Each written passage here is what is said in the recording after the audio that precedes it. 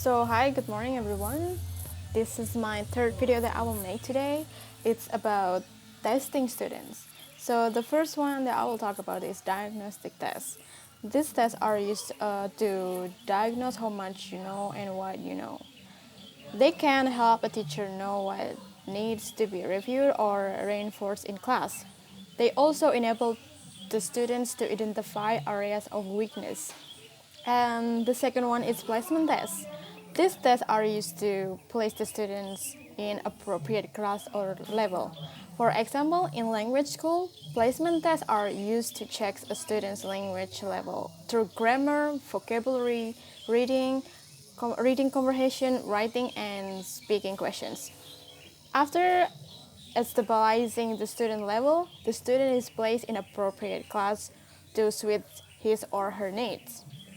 And then the third one is proficiency test. This test checks learner level in relation to general standard. They provide a broad picture of knowledge and ability. In English language learning, examples are the TOEFL and IELTS exam, which are mandatory for foreign language speakers seeking admission to English-speaking university. And then the second one, we will discuss about the characteristics of a good test.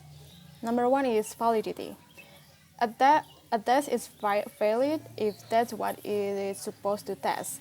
This is not valid, for example, to test writing ability with an easy question that requires specialist knowledge of history or biology, unless it's known that all students share this knowledge before they do the test.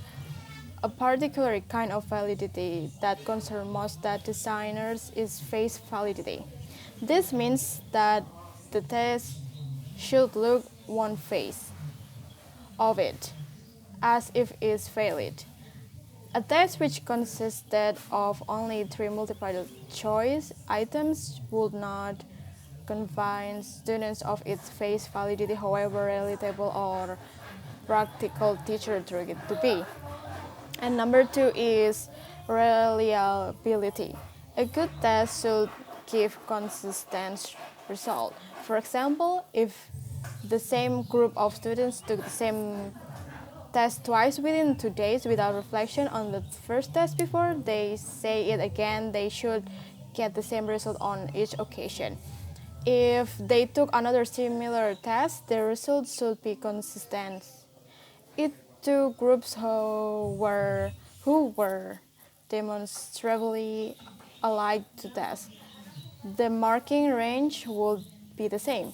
In practice, reliability inches by making the test instruction absolutely clear, restricting the scope for variability in the answer, and making sure that the test conditions remain constant.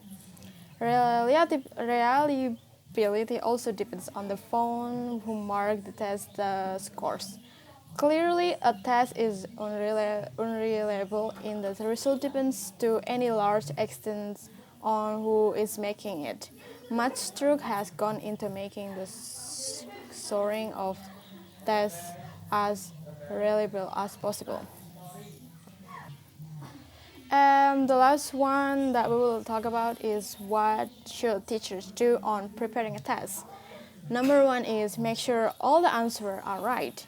And then number two, make sure you cover all the topics. And number three, make sure the students know what's on it. And number four is make sure that the questions are clear and concise. And number five, make sure that the answers are not too hard and not too easy. And the last one is make sure that there is no way for students to cheat.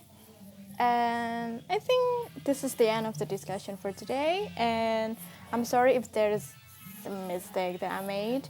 And I hope you guys like the video. Thank you so much.